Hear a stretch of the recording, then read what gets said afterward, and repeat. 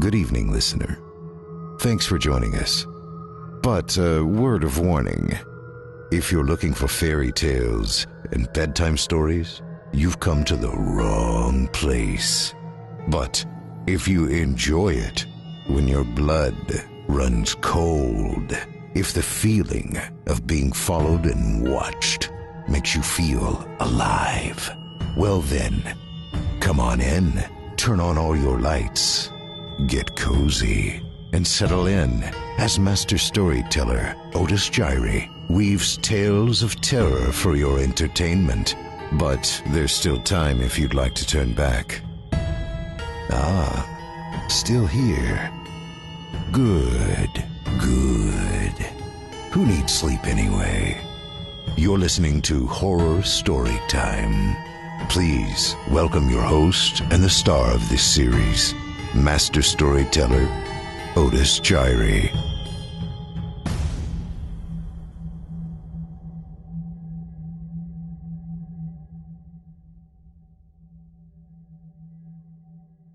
Frost by Johnny Nava. Part 1. We stopped checking for monsters under our bed once we realized they were inside us. Charles Darwin. If you've never had a gun pressed to the back of your head, you'd be surprised by how cold the barrel is. You can feel the weight of it pressed against your scalp and even the hole in the barrel. If you think you're going to die, you're disappointed with the choices you've made in life that have caused you to have a gun to the back of your head. Your life doesn't flash before your eyes like people always say. Instead, you search through your memories, trying to find the time where you were most happy so that you can be somewhat at peace before you get a bullet in your head. And that's where the confusion comes from. If you've never pressed a gun to a man's head, you'd be surprised by how much power you feel. In a way, you're playing God, holding the man's life in your hand. In the end, it's your choice whether he lives or dies. You feel the weight of the gun in your hand, the rigid complexities of the grip. If it's your first time, you'll be nervous. Sweat will accumulate across your hairline. You'll hesitate. And then there's a bang. And then there's silence. Nick whispers encouragement in my ear as I grip the gun in my hand. My hand is shaking. It's my first time doing this. He tells me not to be nervous, that he understands why I'm anxious, that even the predecessors got nervous. He grabs my wrist to steady my hand. I tell Nick, I don't think I can do this. Nick tells me I can't. He presses the gun against the man's head. The man whimpers. The man tells me not to do this, that he has kids. Nick tells him to shut up, that if he actually had kids, he wouldn't be in this situation. My hand is still shaking. Nick, I can't do this. Let's just go, okay? I shout. But you can, don't you see? We're the cleansers of this generation. If we don't do our part, then how are we better than him? I don't know. I just don't want to do this. I can't do this. Come on, John. Why are you giving up so easily? We've come so far now. Just take the next step. Trust me. No, I'm done with this. I can't do this. I shove the gun into his chest. Here, take this, I say, with my voice quivering. John, you're really not going to do this, huh? Nick smiles. All right, then. Let's go home, he says, wrapping his arm around my neck. We begin to walk together, away. The man on the floor starts to stand up. Nick turns around and shoots the man through the shoulder. Bang! Nick, what the fuck do you think you're doing? Nick looks back at me and smiles. Me? Well, I'm just taking out the trash. He fires another shot into the man's knee. The man screams. Nick, stop! I try to wrestle the gun from his hand, but he overpowers me and snatches it back. You know, this is how some of the predecessors handled their business. Nice and slow. Nick fires another shot. Nick laughs. Nick, please, I'm begging you, stop this. It's your own fault. You could have done this yourself, but now I'm left to clean up what you couldn't finish. Nick raises the gun again. Stop! I'll do it. Give me the gun and I'll do it, I say, deflated. Nick smiles yet again, his white teeth glimmering in the moonlight. Nick hands me the gun. I point it at the man and pull the trigger. Bang! Silence. Nick pats me on the shoulder, still smiling. Congratulations, kid, he says, turning to look at me. You've passed the first test. Since Nick Frost, my life is being divided into two sections, before Frost and after Frost. Things were more simple before Frost. Before Frost, I had a girlfriend, a job, friends, even a family. Before Frost, I had a life. I was in a cafe on a Sunday afternoon when a man approached me. Mark Twain, huh? The man says, pointing to the book in my hand. Do the thing you fear most, and the death of fear is certain, the man smiles. Is there anything that man didn't say? I smile and ask him his name. He tells me it's Nick Frost. Nick and I talk about politics, literature, and our lives. I ask him what he does for a living, and he tells me he's a painter. Then Nick Frost tells me he wants to show me something. I follow him. I follow Nick to a beach that is within walking distance from the cafe where I was reading. Nick tells me he needs to show me something that he thinks I'll appreciate. I follow him to the shore, through the dunes, and eventually to some tide pools on the most northern part of the beach. I want to show you something. A place I think you really enjoy, but you may get a little wet. Nick motions for me to come closer. We're going to have to go in the water. This place I want to show you is right around the corner. I don't know, I say. I just met you. How do I know if it's going to be worth it? Life begins at the end of your comfort zone. Nick smiles at me before he jumps into the water and swims out of sight. I'd come to learn that Nick Frost speaks quite frequently in quotes. I jump in the water and follow him. Nick leads me to a cave hidden by the jagged rocks and cliffs around it, and instantly I see what Nick wanted to show me. The floor of the cave was composed of glass rather than sand, glass smoothed over by the ocean to form green and blue rocks that paved every inch of the cave. The walls looked as if someone had taken glitter and peppered it amongst the stone. The sun shined through at just the right angle that it formed several rays of light as they reflected off the glass into the shimmering walls. Man, Nick, you weren't kidding. This place is gorgeous. See, I knew you would appreciate this. No one knows why the glass is here. It just seems to collect here in the cave for some reason, Nick said, running his fingers through his wet hair. These glass rocks are awesome. I reached, picked up a few, and began to put them in my pocket. Nick quickly kicks my legs, sweeping them from underneath me, and mounts me, pressing his forearm into my throat. Nick, what the hell do you think you're doing? I blurred out, between breaths of choked air.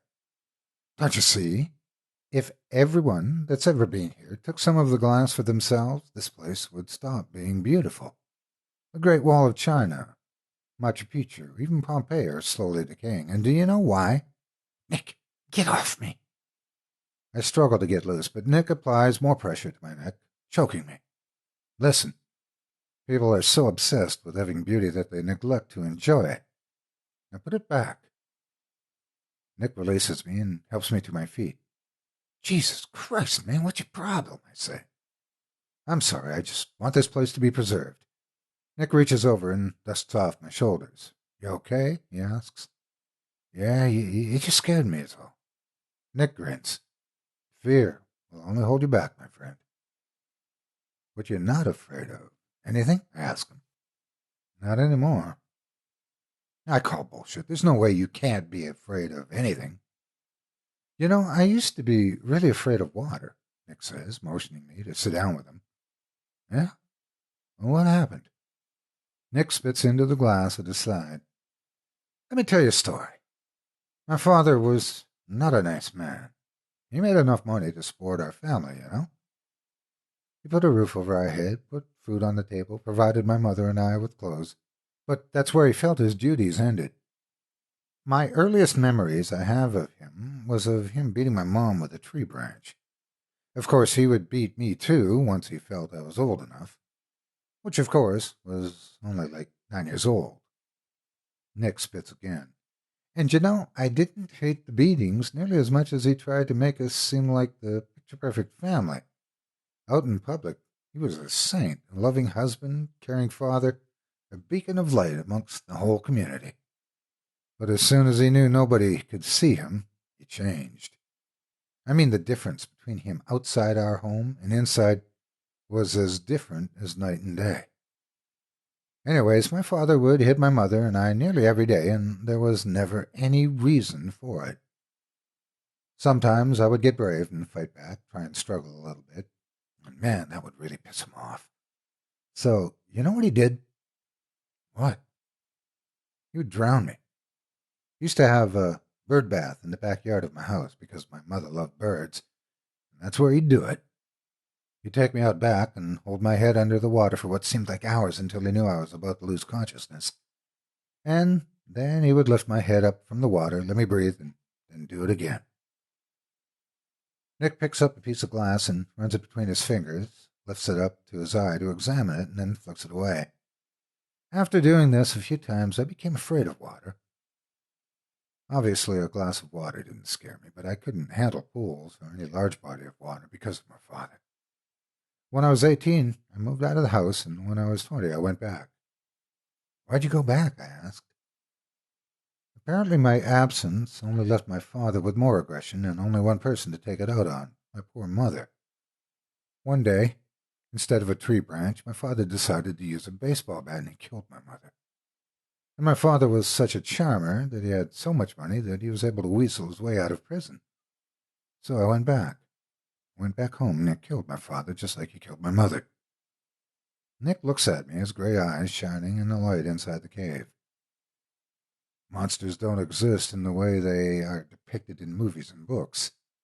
They look like you and I. They talk like you and I, and they walk like you and I. We're surrounded by monsters every day, and we can't even tell who they are. When I killed my father, I wasn't committing murder. I was cleaning, ridding this world of just one less monster. Does that make sense? I hesitated for a moment before nodding. Yeah, I guess so. I mean, I can't blame you for killing him. I would have too. Killing my father didn't make everything okay, though.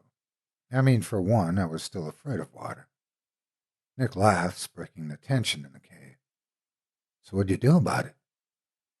Nick stands up and wipes off the back of his jeans. Well, what do you think? I went for a fucking swim. Nick extends his hand to help me up to my feet. John, do you believe in the butterfly effect? What do you mean? You know, the butterfly effect, the chaos theory, and where if a butterfly flaps its wings, it could cause a hurricane somewhere thousands of miles away. Oh, yeah, I'm not too familiar with it. Well, it's basically saying small changes could eventually make very big ones in a non-linear state. Nick, I don't know where you're going with this. What I never understood was if the butterfly flapping its wings could cause a hurricane, then why not squash the butterfly?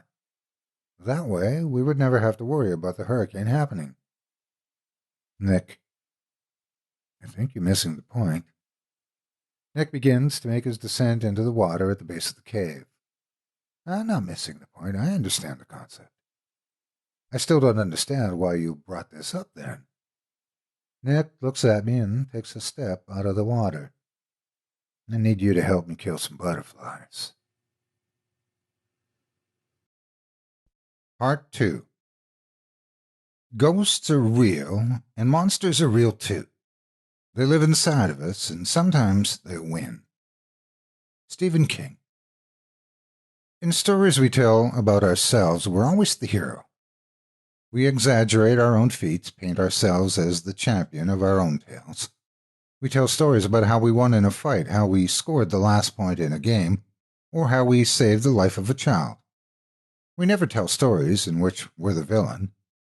Everyone has the story where they're the bad guy, but we hide these stories from each other. Mask them, along with all of our other faults, until half of what people see is bullshit. Then, in some stories, the line between the two begins to blur. Every once in a while, you can be a bit of both.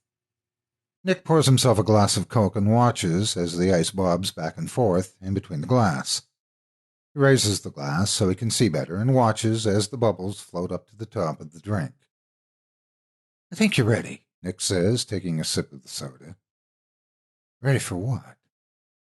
"Kill your first butterfly." "Nick, quit using innuendos and just call it what it is." Nick takes another sip. "And what would that be?" "Murder." "No, have you not been listening to anything I've been saying? The end always justifies the means. People die every day. We're just making sure the right ones do. If I had killed my father before he had the chance to kill my mother, she would still be alive today. But instead, they're both dead. 2 lives gone instead of 1. Some people's lives are more valuable than others because some people are just human waste. Take 1 life to save another. That's the way these things work." The butterfly effect. "But how do we know we're taking the right lives?" I asked. Nick laughs the same way he always does. "Meet me at my place tonight at 9.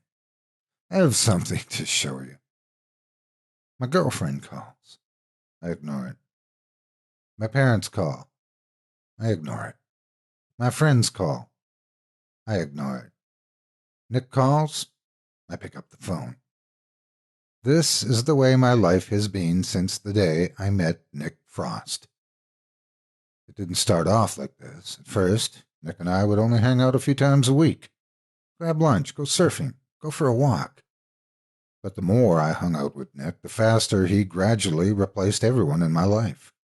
My friends eventually just stopped calling. My parents figured I was just too busy. But my girlfriend was jealous. She'd yell at me for not spending enough time with her, and for being late when I did. In the end, she was yelling at me for not even showing up. She wanted to meet Nick, but I never let her. Something about my conservative Catholic girlfriend and my self-righteous nihilistic friend Nick Frost didn't seem to mix well in my head. Ultimately, I had to make a choice, her or Nick. I chose Nick. The more time I spent with Nick, the more he made sense. He was a bit radical for my taste, but he made good points. He talked about how the same people striving for world peace were the same people clamoring for war, but how the same people who are concerned with overpopulation were the same people trying to get rid of capital punishment. How the first person who was ever born committed murder. Killing was part of our instinct. To Nick, death was a part of life, and he seemed to be the only one that realized it. Nick wanted to see nature take its course, and if people weren't going to let it, then he'd have to help. Nick had a disturbing outlook on the world, but at least it made sense. Nick had the kind of charisma that would piss you off simply because of the fact that you didn't have it. Everywhere we went, people seemed to know Nick. He'd get free food when we went out to eat or free drinks when we went out to drink.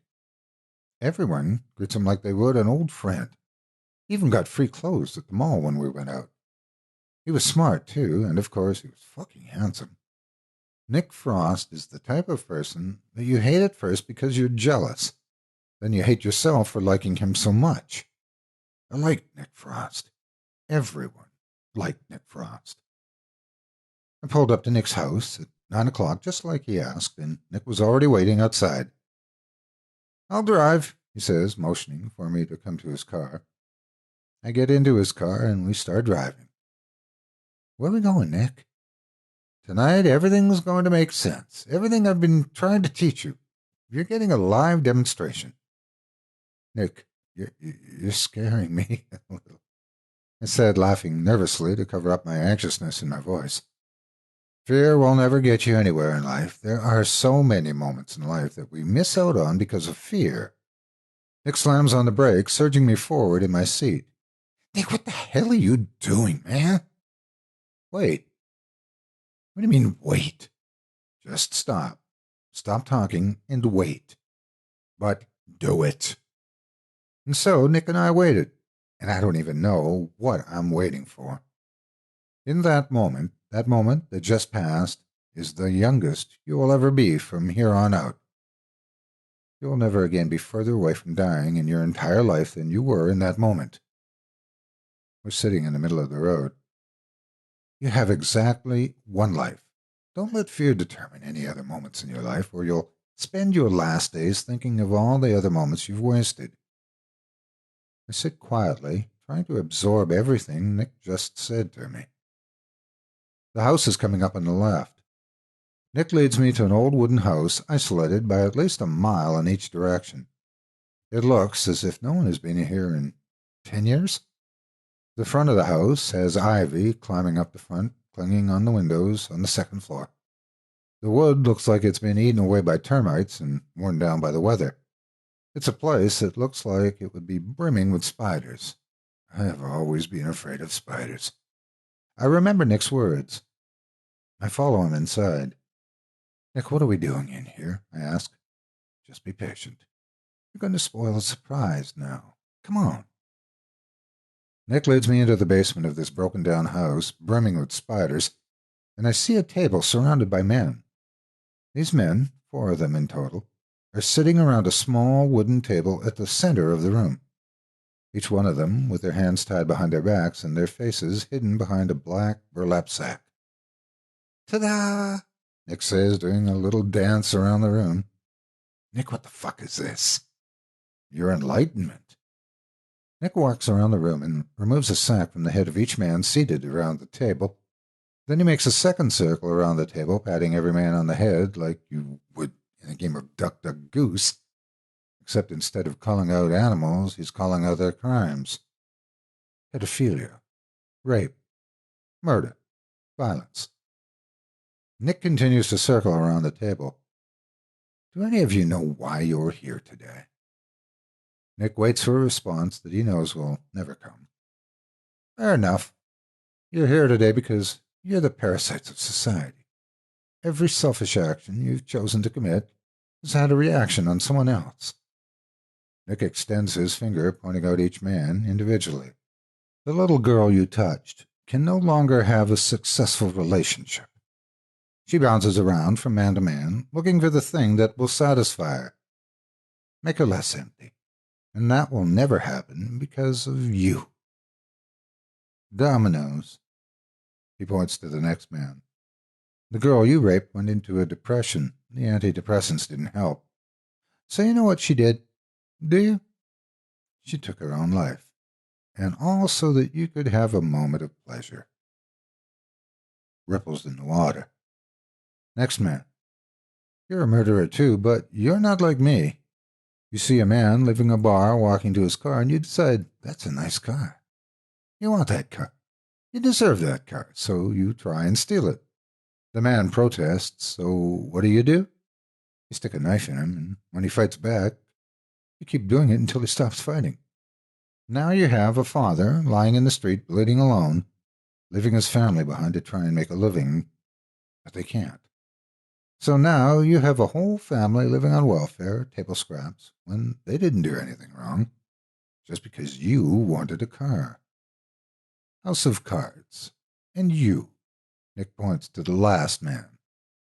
I know you all too well. You have a tough day at work. Maybe you've been drinking too much and you come home. You feel angry for some reason. You want to hit something, someone. So you look at your wife for relief. You hit her, beat her up, and then go to bed. You don't see how much she hates that you hit her, or how much she loves you, despite the fact that you do. You don't see how hard she tries for you, how she bends over backwards for you, cooking and cleaning, trying to take care of you only to get repaid by a good old-fashioned beating.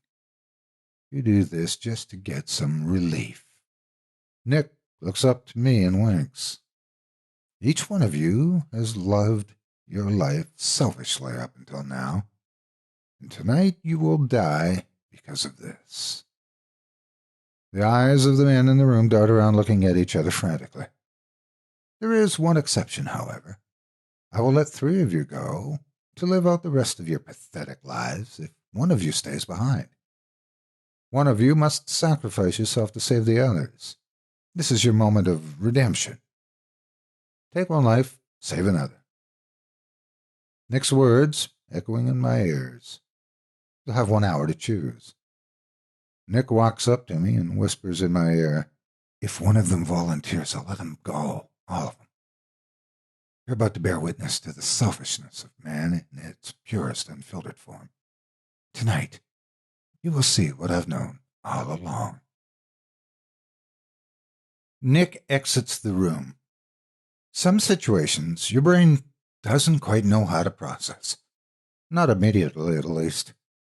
Like when you first get your heart broken, or when someone else close to you dies, or when you're in the basement of some rundown home in the middle of nowhere, with a house full of spiders and hostages, and the friend you came here with tells you that he's going to kill 3 of them if one of them doesn't volunteer to be killed first. These are the kind of moments that are hard to process. The clock is ticking. Each of the men are frantically trying to convince the other why they should be released. Each man claims that they're innocent, that they have families, that they don't even know what Nick was talking about. They urge me to free them. They try and break themselves free. I'm sitting there apprehensive but curious. It's not every day you get to see this display of pure human survival instinct kicking in, after all. To me, these men are like actors on a stage. Reality TV in a new gritty format. Nick is the host, I'm the audience. They're the contestants, and this is the season finale. The clock is still ticking. As the time left on the clock begins to dwindle down, the men get more excited. They appeal to me again. Appeal to each other to be the one to bite the bullet. No one ever even thinks about volunteering. In fact, it never even comes up in conversation. The selfishness of man in its purest form. Nick enters the room slowly and asks the question he already knows the answer to. Well, what's the verdict, guys? The men stay silent. They all stare down at the floor. Then one speaks up. It's violence. Look, I don't know who you are or who you think I am, but I didn't do anything. I have no idea what you're talking about. I just want to go home. Please, let me go home. I'd love to, but one of these other men need to volunteer first. It's been an hour. We're going to overtime now. Nick Frost says in his cool, collected voice, Anyone? Anyone at all? I hear the wind blowing through the cracks in the house upstairs. The high-pitched creaking of the swinging doors. What I don't hear is a voice speaking up. No one volunteers. Okay, then, I'll just be leaving then. The men are shocked that they're still alive. That's it? I asked. That's it, says Nick. No blood? I asked. No blood, he says. Nick and I leave the basement and walk upstairs. Gasoline. Gasoline everywhere. Nick, if you're going to do this, I don't want to be here. Nick doesn't even look at me. God's greatest tragedy is the creation of mankind. Nick Frost whispers. Promise me, you won't even read the newspaper. What? Just promise me, please. Give me your word. Fine, I promise I won't read the newspaper. Why did you make me promise that? You might feel guilty after I do this. Nick lights a match. Part 3. A man who won't die for something is not fit to live. Martin Luther King. Nick and I watched as the house gets swallowed in fire. We watch as the flames dance their way around the house, engulfing every part of it in a fervent heat. These are the kind of moments that Nick Frost lives for. To Nick, this kind of chaos, this death, is an art form. Nick is the composer, I am the musician. The house is the music. And here he stands, watching, relishing in the moment, soaking in the applause from an invisible audience. This is the symphony of destruction. I wish we could trade eyes, Nick whispers. I wish we could see what I see. There would be no more confusion, no more doubt. you would know that we're doing the right thing. Nick laughs. Nick, we have to get out of here. People are going to notice an enormous fire, even this far out. Nick laughs. I bet you're one of those people who leave at the 7th inning of a baseball game, aren't you? This is the main event. Do you know how much preparation went into this? Let me enjoy. You can do what you want, but I'm leaving. We killed 4 people. Here, take my jacket. Then it's pretty cold outside. Nick begins to unbutton his jacket. I sigh. Forget it. There's no use arguing. I walk up to stand next to Nick. How did I get into all this, Nick? Where the hell did I go wrong in my life to be standing here with you right now? How did you convince me to get to this point? Nick smiles. Because until now, you've lacked purpose. You've gone through life without any sort of direction, and that scares you. You were just waiting for someone like me to come and give you that purpose you were looking for. It's easy to be a muse to someone who has never had an inspiration. Nick and I watch as the house collapses upon itself. The one thing I hated more than anything about Nick Frost is the way he would make you feel completely inadequate about everything. If you were good-looking, he was better. If you were athletic, he was more athletic. If you were smart, he was smarter. You couldn't escape it. It was just who he was. Nick and I were walking down the street one day after getting some drinks at a bar when a man bumped into Nick. Sorry, Nick muttered as he and the man passed. What the fuck did you say to me? The man called back. Relax, Nick replied and continued to walk. No, don't tell me to relax, the man shouted back, approaching us. He got to Nick, turned him around, and pushed him. Nick stumbled backward a little bit, but regained his balance and approached the man. What are you trying to prove? Nick asked. We're the only people out here right now. Go home. The man sparks a cigarette as Nick is speaking to him. And quit smoking. That stuff's going to kill you, Nick continues. What, this? The man holds up his cigarette. The man places the cigarette in his mouth, inhales, and proceeds to blow the smoke in Nick's face. I watch as that signature Nick Frost smile begins to extend across his face. I listen as he begins to laugh that signature Nick Frost laugh. Nick turns back to look at me, still smiling. Well, at least I tried, right? In what seemed like a split second, Nick brought his right hand from his pocket into the cavity between the man's ribs, the solar plexus of the man in front of him. The man drops to his knees instantly, struggling to breathe. I'll give you a moment, Nick says, taking a step back. He waits until the man can breathe somewhat normally and lets him stand to his feet. Seriously, man, do you know how many carcinogens are in those things? Those things are cancer wrapped in paper, Nick announces. The man takes a swing at Nick, but Nick pulls his head back, causing the fist to miss by inches. Formaldehyde, arsenic, benzene, all that stuff can be found in cigarettes.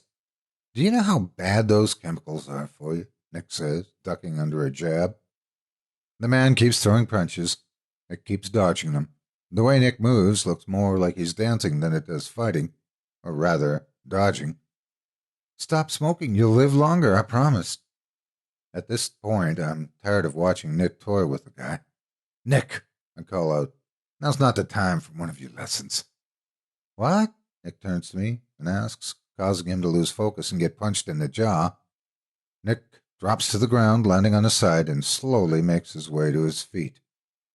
Nick's still smiling. Next time, punch with your body instead of just your arm and snap your wrist. That's where all the power comes from. Now Nick is standing parallel to the man in front of them. It's a little trick my mom taught me. She was a tough lady. Fuck you and your mom, the man shouts at Nick in frustration, with his hands on his knees trying to catch his breath. Nick's smile disappears from his face. Me and my mom? You know, you remind me a lot of my father. My father and I didn't get along too well. Nick throws a right hook that completely collapses the guy. Me and my father didn't get along well at all. Nick lifts up the man's head by his hair, forcing him to look into Nick's eyes. Nick, take it easy, man. Let's get out of here. The guy's done, I say to Nick's deafened ears. Nick brings his fist into the nose of the man, and blood starts leaking out. He pulls his fist back and plants it into the man's again and again and again. I tear Nick off the man before he beats him to death. Nick, what are you doing, man? You're going to kill him, I yell. God, I'm sorry. I didn't know what happened. I looked around the area for witnesses, and I'm relieved to find there were none. All right, it's okay. We just got to get out of here now, okay? One last thing, Nick says, holding up one finger. Nick picks up the remainder of the cigarette and inhales so that the tip of it lights up in a bright shade of amber. This will remind you of what you learned tonight, Nick whispers in the ear of the bleeding man on the floor, holding up the burning cigarette in his hand. This moment is the farthest away from dying you will ever be. Don't do anything that will speed it up. Nick twists the cigarette in the wrist of the man on the floor. Sparks bounce off his skin, smoke rises from his flesh, and the man lets out a feeble cry. Nick flicks the cigarette and walks up to me. Now we can go, he says. Like I said before, inadequate.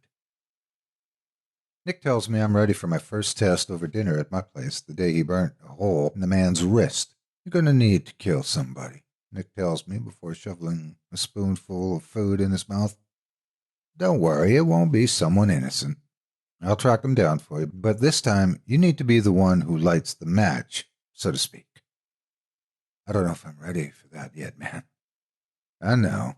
Nick places his hand on my shoulder and winks at me. I know. It's not as hard as you think. You'll probably be surprised by how naturally it comes. People are always surprised. I was, at least. Take one life, save another, remember? We're not doing anything wrong. Not really, at least. Now think about Nick's words for a moment. His philosophies ricochet off the walls of my skull. Fine, I'll do it, Nick. We just have to be safe. I'm not going to get caught for this. You won't be. And this is where it all began, with Nick's arm wrapped around me, telling me about how I passed the first test, with a pistol wrapped between my fingers, and with a dead man bleeding out on the floor behind us. How does it feel? Nick asks me. I don't really know for sure. It feels like I'm not here right now, like I'm dreaming or something. It's an unreal feeling. Killing someone, it's an out-of-body experience. When you're doing it, it feels as if you're an autopilot or watching yourself in third person. You become quiet. Words seem to carry less meaning for a while. You're not sure how you should feel about it, so mostly you just feel numb, and sometimes you want to kill again. Reality is never guaranteed, but I can assure you, you're not dreaming. Are you hungry? I am. Let's go get some food. Hey, Nick, I say in a feeble voice. Yeah? What are the predecessors? Don't get ahead of yourself, my friend. We'll get there soon enough. Just be patient. Okay? Now, I kind of want some pancakes. Let's go get some. We find the only place open at this time of the night and go get pancakes. We leave the body where it is. Murder is one of the easiest crimes to get away with, really, Nick tells me. You just have to be smart about it. Don't return to the crime scene, and don't do it with there are witnesses. And never kill anyone that can be traced back to you. That's always the first thing police will look for. A connection. Nick douses his pancakes in syrup and takes a bite. I don't order anything. Something about killing someone that really makes you lose your appetite. If you kill a complete stranger, you don't get caught. Almost never happens. Just remember not to leave any type of DNA laying around. What's the second test? I asked Nick, taking a sip from my water. The second test? I'll get to that in a moment. You and I are doing great things. We are the invisible salvation that this world needs. Have you ever heard of the Axeman of New Orleans? How about the Zodiac Killer? Jack the Ripper? Yeah, I've heard of them, except the Axeman. Why do you ask? Okay, the Axeman of New Orleans was this serial killer back in the 1920s. He, like other serial killers, would send letters to the press as a kind of publicity stunt to gain fame. Although he was a little different and claimed that he was some kind of demon who was invincible and... Nick, why are you telling me this? I interrupted. Damn it, you're just so impatient. Just listen. Nick tries to remember where he left off. One thing that set him apart from the rest is that he told them he would spare anyone that played jazz in their home, and after that, jazz filled the streets of New Orleans, kind of like the final plague in the book of Exodus. You read a lot, huh? I read a lot, Nick replies. Anyway, these people were killers. They're not like us, understand that. But they had recognition. People knew who these killers were and feared them. Feared them so much that they changed their own behavior. I want that kind of recognition. I want that kind of fame. I want people to change their behavior because of us. And if fear is the only motivator, then so be it. You and I have great potential. Potential we've only begun to tap into. And tonight, you're in. And you have no idea what we're capable of. Nick finishes up and we leave the restaurant. The second test is to find someone on your own and kill them. Nick announces to me as we're getting into his car. I'll be there beside you, but this time you need to track him down, you need to subdue him, and you need to kill him. Monsters are everywhere if you know where to look. Shouldn't be too hard to find someone. I'll just be there so that I know you did it. Find someone, subdue them, kill them. Sounds easy enough. You seem to find them pretty easy. Well, I know where to look, and where I look is everywhere, Nick smiles, and we drive away. The next day is my mother's birthday, so it was necessary that I make an appearance. By this point, it had been nearly 7 weeks since I had talked to them, so they were full of questions. Where have you been? How is work? How's your girlfriend? For most of the questions, I reply with generic responses. I've been busy with work. Work is good. Claire's fine. We broke up. Then they inform me they invited her to the party and that my ex-girlfriend, Claire, was coming because they didn't know we broke up. Fuck. Did you hear about that fire that killed 4 people? That question intrigued me. What do you mean, that fire that killed 4 people? I asked. Didn't you hear? My mother replies, scrambling to find the newspaper article that explained it. There was this big fire the other day that killed a few people. I'm surprised you didn't hear about it. The house that Nick and I burned made it into the paper. I think of how Nick must have been so thrilled that we're one step closer to fame he talked about. I remember his words. Don't read the newspapers. Do they know who did it? I asked my mother. I don't think so. They haven't been any suspects yet. I breathed a sigh of relief. Nick was right. If you kill a stranger, you don't get caught. The first thing anyone looks for is a connection. It's a shame, really, my mother continues. Thomas Brown really was such a nice guy. It's been hard on the family. Thomas Brown? Family? What do you mean? Who's Thomas Brown? I asked nervously. Oh, Thomas? You wouldn't know. You haven't been to church in years. I hadn't. He went to the same church as your father and I. Really nice man. Really nice family, you know? My mother continued talking, but I stopped listening. Nick said these men had no families. Nick said these men were innocent. Take one life, save another. Can I see the newspaper, please? Of course, honey, my mother answered, handing me the paper. My mother continues to talk, but I continue not to listen. I fumble at the corners of the pages nervously. Sweat is now beginning to form in different areas of my body. It's funny how now I'm more nervous than I was with my gun pressed to the back of another man's head. I turn to the obituary pages. My heart, or rather every organ in my body, drops. I know now that if I were to try and speak, I wouldn't be able to. Now the sweat is flooding down my body and face. Beloved father, dearest husband, loving friend. I recognize the face of each man at the house. I remember their pleas for help. Beside each one of their faces, these words were printed. Nick Frost wasn't the vigilante antihero I thought he was. He was a serial killer, a murderer. And now I was too. My phone rings and I pick it up to hear the voice of Nick Frost. I told you not to read the newspapers. Part 4. An alliance with a powerful person is never safe. Phaedrus. What most people don't realize is that there is almost never a villain. Most of the time, the villain believes that he himself is the hero, that he is the one in doing the right thing, and that the so-called hero is the one in the wrong. And all it really is the opinions of the majority determining the roles. In reality, there are rarely villains, but sometimes there are.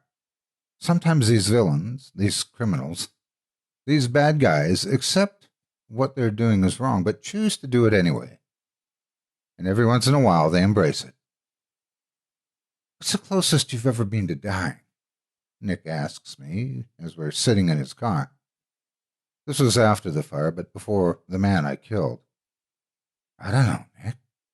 Then think about it. What is the closest you've ever been to dying? Nick slows down his words to emphasize his point. I don't know. I had the flu when I was a kid and I got really sick. I don't know, Nick. What do you want me to say? I don't see how. You don't know because you're not trying. Take this seriously. Nick pulls out a gun, checks to make sure there are bullets in it, and then cocks it back. Tonight will be the closest I've ever been, he says. Nick smiles and then shoves the barrel of the gun so far down his throat that he almost gags. Nick tries to speak, but every word is inaudible. Nick takes a napkin from his door and begins scribbling down a few words with one hand, still holding the gun between his teeth. On the paper, he writes, "Kill me or I will kill you." Nick, what the hell are you doing? I'm not going to kill you. Nick raises both hands in the air and looks at me. He holds the gun in place with his teeth. Nick, no, I'm not playing any more of your stupid games. Nick tilts his head towards the note and then towards me before mumbling something inaudible. No, I'm done. I reach for the handle of the door to let myself out, but Nick grabs my arm and forces me back in my seat. The gun is still in his mouth. Nick grabs my hand and moves it up to the grip of the gun. He nods at me, then closes his eyes. This is a guy who has burned down a house with 4 men tied up inside of it. A guy who beat his own father to death. A guy who enjoys killing people. Now I'm holding a gun pointed to the back of his throat? Nick was smart, but he's not what you would call stable. I didn't doubt what he wrote on that piece of paper. Damn it, Nick. Can you just tell me the lesson for once, instead of having to put up with more of your bullshit? I don't want to do this. I'm not going to kill you. I will not kill you, Nick. I pull the gun out of his throat and toss it onto his lap. Kill me, Nick, I tell him. Nick shrugs. Okay. Nick grabs my collar and presses the gun against my temple. I feel the cold touch of the barrel. Nick's saliva is a river down the side of my face. The gun feels heavier pressed against your head than what it does when you're holding it. Are you scared? Nick asks me. Scared? Yes. Surprised? No. I don't respond. This is the closest you've ever been to dying. Understand? In this moment, it's your life in my hands. If I pull the trigger right now, you will die. At this range, it will do too much damage to your head. It'll have to be a closed casket funeral. Your parents will be upset. Your friends, too. And then they'll move on. You'll be put in a box 6 feet underground. Someone you've never met will cover you in dirt. And then the worms will eat your corpse. Pretty soon, everything about you will have faded away and you'll become a memory. Then do it already, I tell him. In 100 years from now, you'll cease to exist. You won't even be a memory. Once you accept that you can't make a difference, that you can't change the world, that you don't matter, then you can matter. Nick presses the gun harder against my head and pulls my collar closer to him. The first step to self-acceptance is self-destruction. I hear the sound of Nick tightening his finger around the trigger and then the sound of him releasing his grip. Looks like it's your lucky day, Nick says, letting go of my collar and pointing to the gun. Forgot to turn the safety off. If I was a smarter man, I would have abandoned Nick and his antics the first time he pinned me down in the cave. And if I was at least of average intelligence, I would have called it quits when I saw the basement of the house. But I suppose I'm neither. Nick knew this. This is why I'm here right now. Standing in the middle of my living room with a newspaper clenched in one hand and my cell phone to my ear. The guilt of killing 5 innocent men hanging over me. And with Nick Frost, a serial killer, telling me I wasn't supposed to read the newspaper. I make my way to the bathroom so that nobody will hear the conversation between Nick and I. My heart is a jackhammer. I told you not to read the newspapers, and what do? You go and read the newspapers. How the hell did you know I was looking at a newspaper? What's going on? Nick, what the fuck have you done? I need you to come and meet me, Nick says calmly from the other line. No. Why the fuck would I do that? You're going to have to come meet me. I'll let Claire explain. Nick hangs up the phone. Claire was my girlfriend before I started dating Nick, but they had never met. They had never even seen each other. In situations like this, no amount of experience or education can really prepare you for. I'm not even halfway out of the bathroom door, and Claire is on top of me, crying and apologizing. Her eyes are brimming with tears. Her mascara is running down her cheekbones. She has both her hands clasped over her mouth. John, I'm so sorry. Please, have to believe me. Claire, I want to hear what you have to say, but for right now, we need to stay calm and get out of this house without making a scene. But you have to listen to me. You need to know. Before she can finish her sentence, I pin Claire against the wall and force one hand over her mouth. Claire, you need to stop talking. Now. The more time you spend with Nick, the more like Nick you become. Let's go. I'll do the talking. I take Claire's hand in mine and lead her into the living room where everyone is lounging. Hey, Mom, Claire's got called into work and I have to take her there. I say to my mom, making my way out to the door. But how did she get here? Mom, I don't really have time to explain. I have to go. But it's my birthday, she tells me. I haven't seen you in so long. I've missed you, and we were just about to have cake. You can stay for that, can't you? Mom, I gotta go. I love you. I hear her, but choose not to respond. I take Claire's hand and lead her out the front door. Inside, Claire did a good job masking her tears, but as soon as the door to my car closes, she falls apart. I'm so sorry, John. I'm so sorry. Claire, what the fuck did you do? Claire tries to calm herself down and explain. Nick, your friend Nick, she says. He came to my house, my own house, and tells me that I need to keep an eye on you. I need to make sure that you don't hear about some fire. He tells me to make sure that the news isn't on and that you don't read any newspapers. Claire wriggles around frantically in her seat and begins jabbing my arm with her fist. Where do you think you're going? She screams. We need to meet Nick. No, we're going as far away as possible from that psycho. Do you have any idea what he's done? What we've done? You don't get it. You don't fucking get it.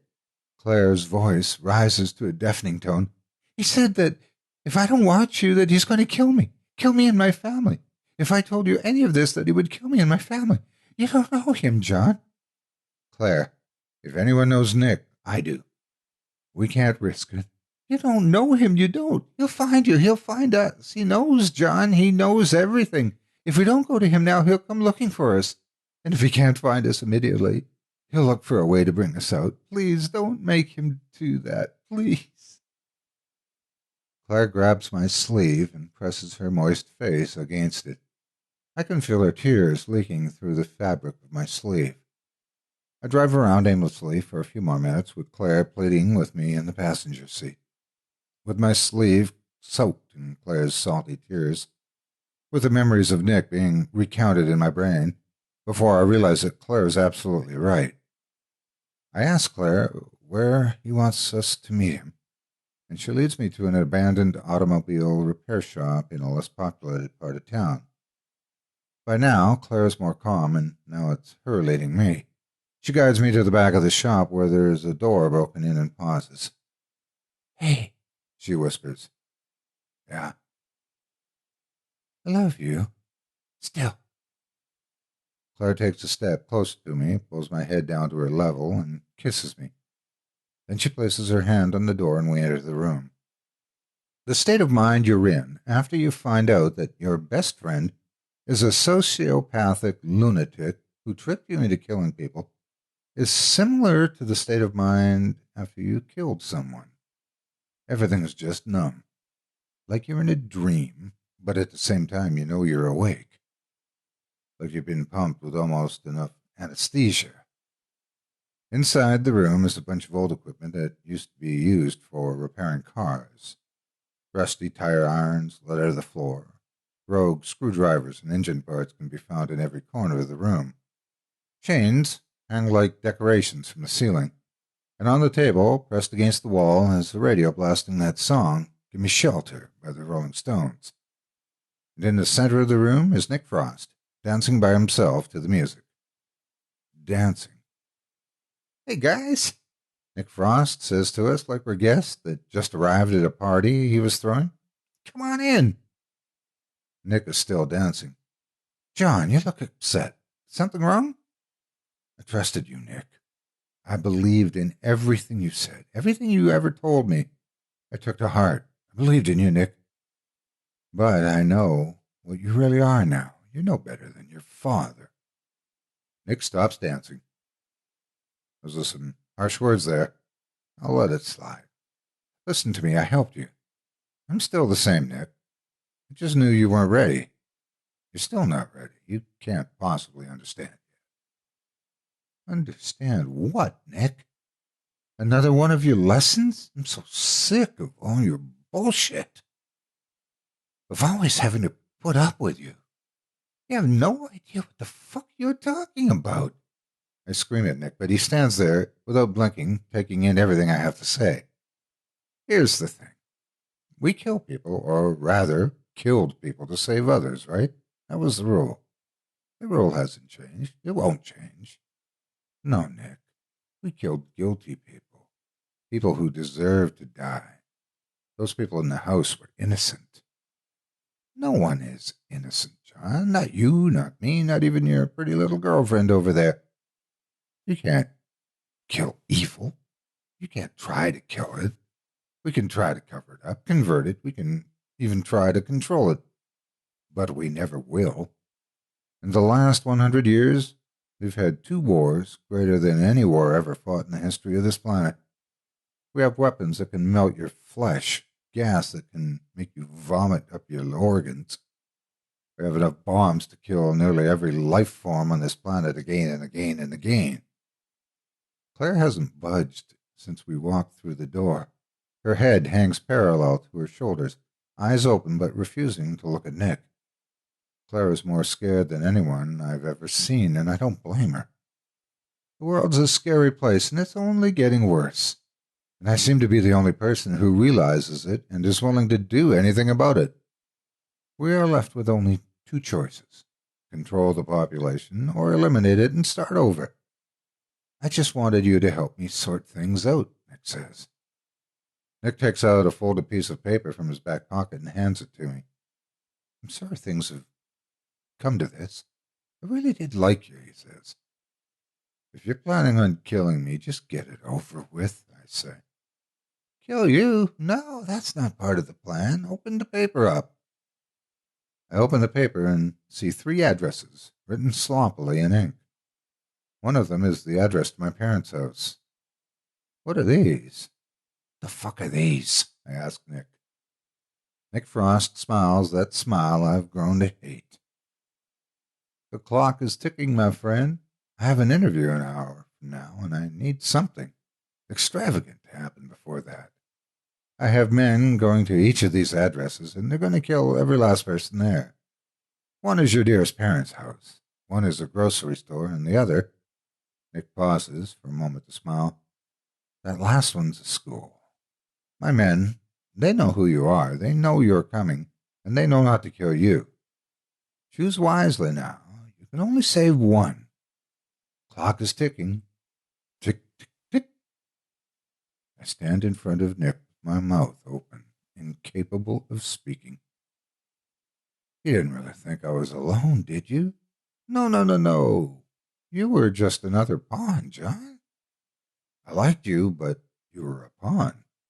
But hey, look on the bright side. You still got this one. Nick points his thumb over to Claire, who is still standing in perpetual silence.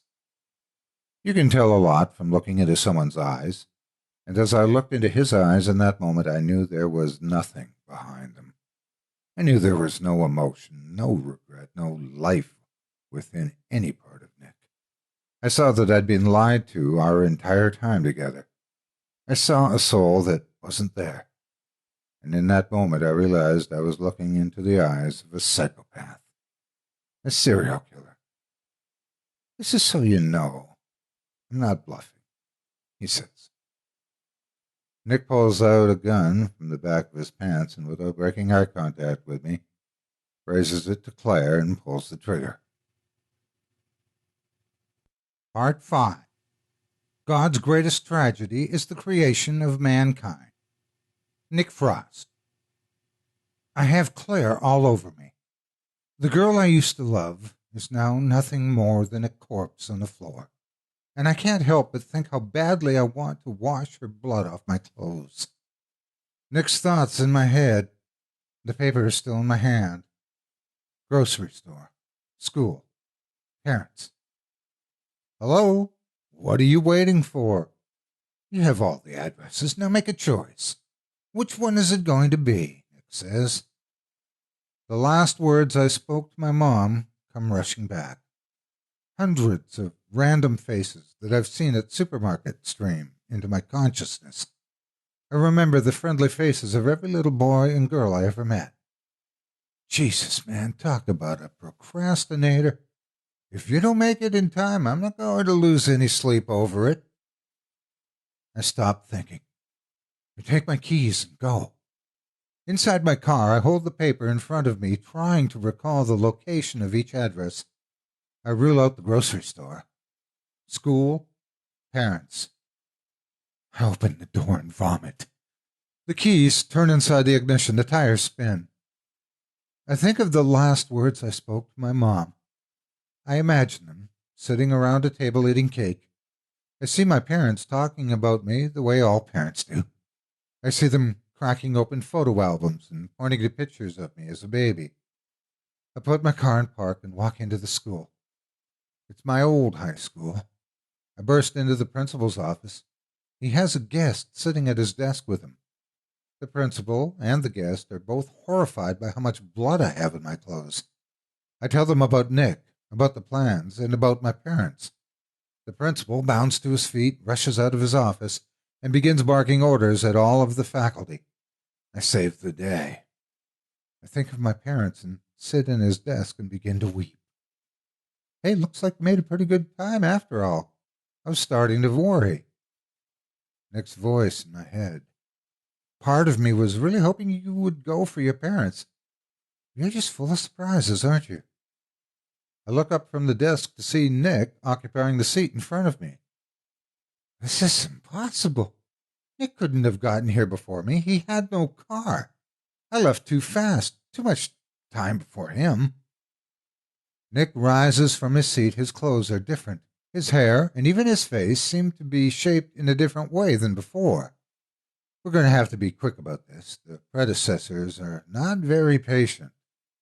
Nick slips behind me. I turn and lunge forward, my fingers strain to wrap around his throat. He moves quicker than me and pushes my arms out of his way. I feel a heel in the back of my hamstring. Fall to my knees. My face is itchy. Darkness envelops me as Nick tightens the rope of the bag around my neck. Oxygen. I'm suffocating. You were so close, John. I clawed my throat. My lungs begged for air. Almost. Damp. I open my eyes and see nothing. Beneath my palms, I feel smooth, dense stones packed tightly on top of one another. My clothes feel soaked, and I'm shivering from cold. I remember Nick. I push myself to my hands and knees, still blind by the surrounding, only to be planted forcefully back onto the stones. I'm not angry with you, John, really. I'm just disappointed in what a waste of time you turned out to be, Nick said, pulling the bag from over my head. Glass smoothed down by the ocean glazed the floor. Mist from the crashing waves rushed through the opening of the cave.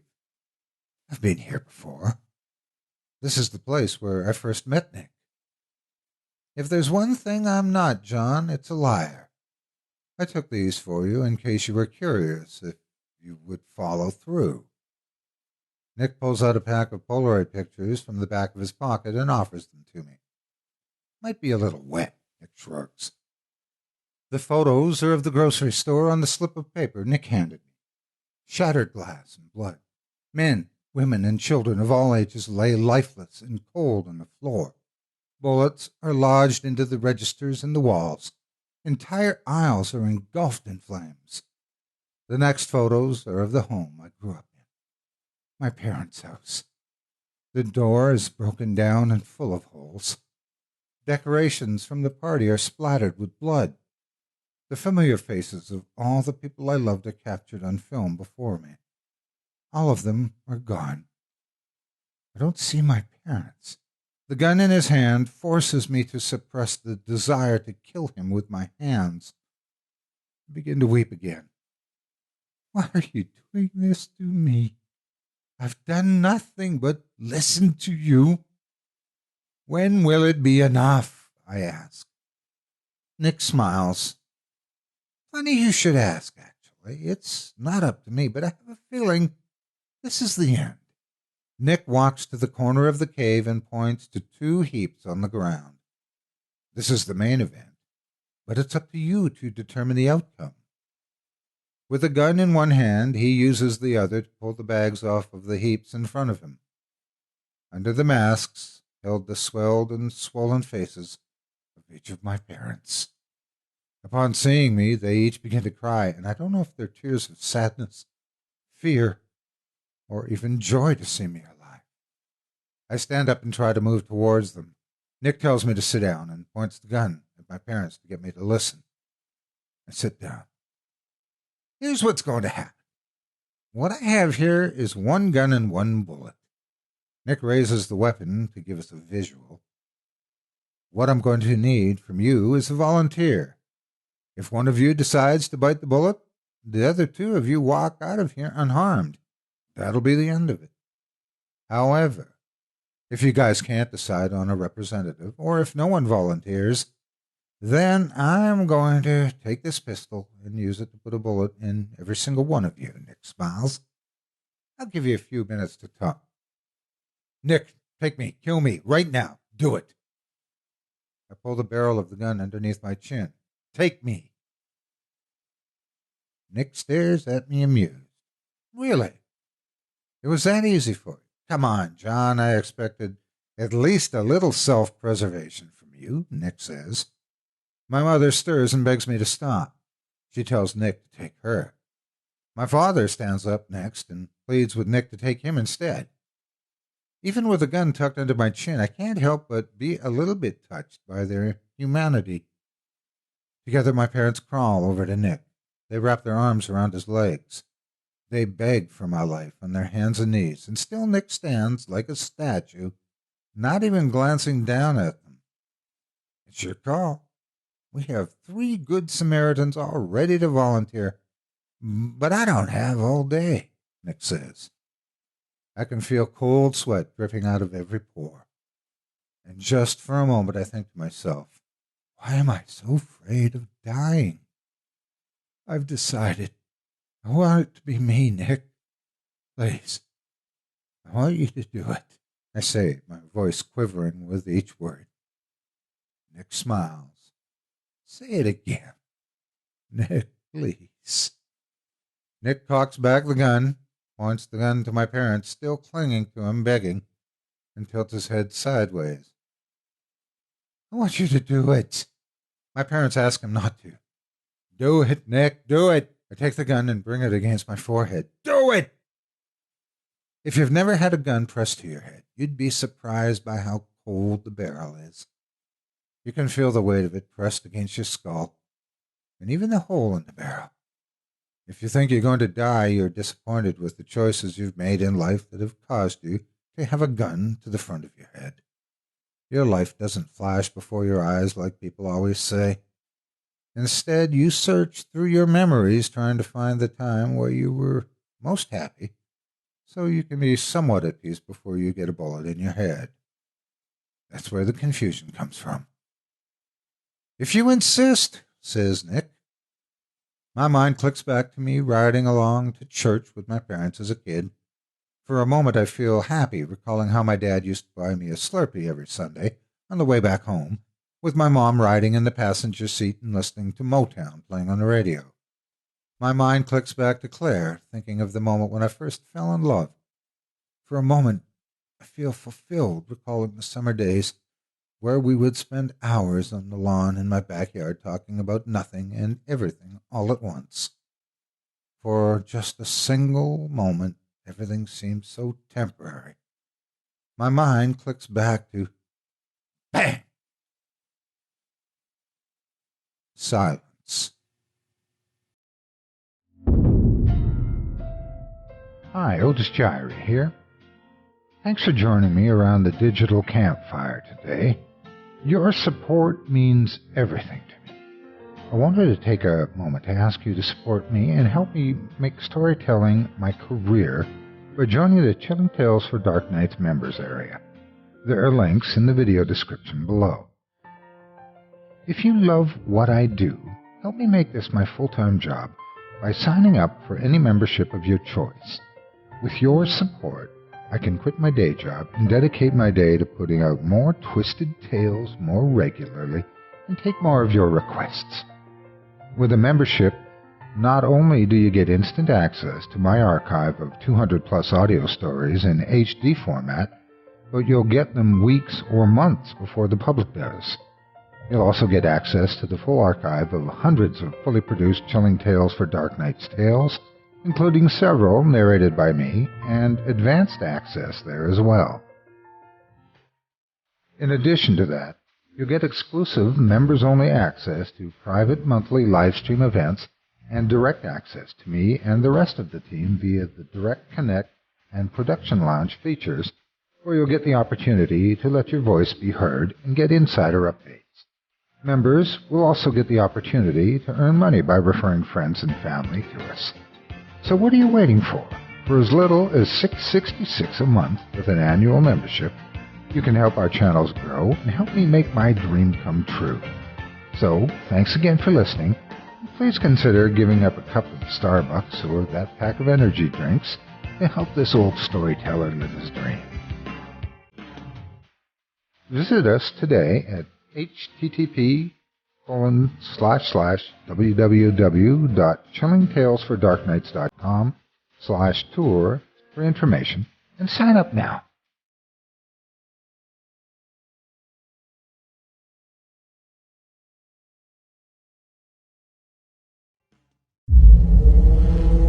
Chilling Tales for Dark Nights.